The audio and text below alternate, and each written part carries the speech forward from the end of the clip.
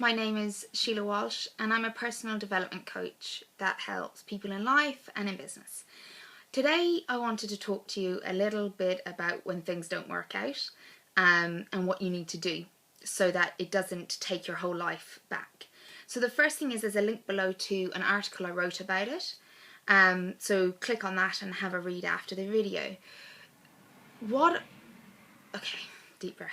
What I really want to talk to you about is the fact that things will not always work out.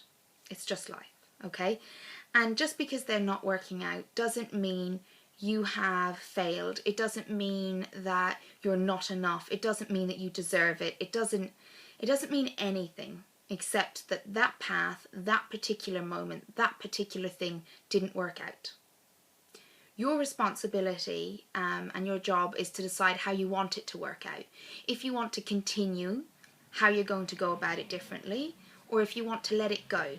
But what you must do, and what you always must do for things to change, for improvements to happen, you must always keep showing up. What this means is you need to be available to life. You need to be available for things to work out and for things not to work out, because it's only then that you really can progress. People who retract, who draw back from life, who let life build walls around them, those people don't get to enjoy life as much as the people who go again and again.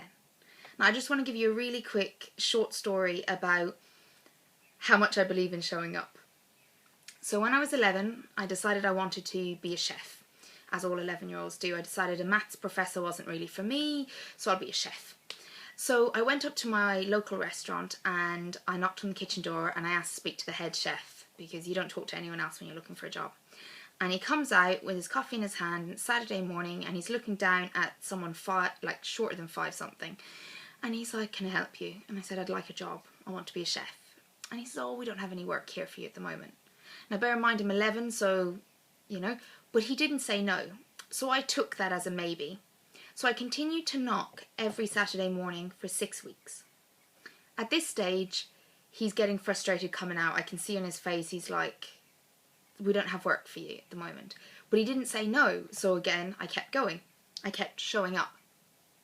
Then I decided, okay, this isn't working. I want to be a chef and I want to work in Ballymaloe. I need to find another strategy. So my next strategy was to offer to work for free, because he said there wasn't a job. He didn't say I couldn't be in the kitchen. He said there wasn't a job.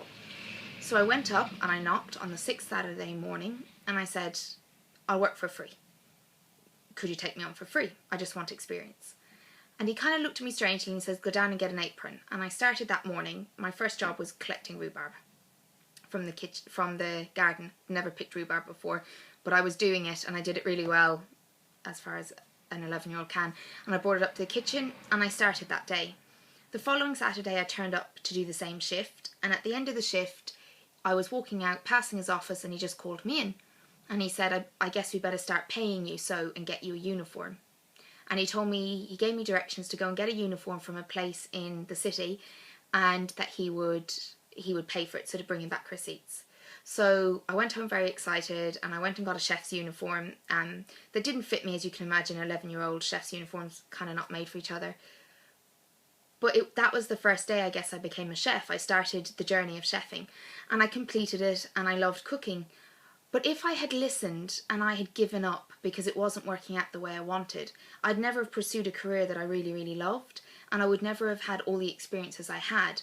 So instead of me taking his answers personally, I found another way to get the yes that I wanted. And the only way I could do that is if I kept showing up. If I hadn't turned up one of those mornings, what was likely to happen was someone else was likely to get the position I got and was likely to be employed instead of me. So even though it was difficult, and even though it didn't look like there was much hope, I kept showing up. So I invite you to take a moment, look at your life, look at your business, look at your career, look at your relationships, and ask yourself, where am I showing up? Where do I need to show up? And what am I going after right now? Because if you don't know what you're going after, it's very hard to continue to show up. Enjoy the link to the blog below and let me know how you get on with reading it and what your thoughts are about the video. I'd love to hear from you. Take care now. Bye.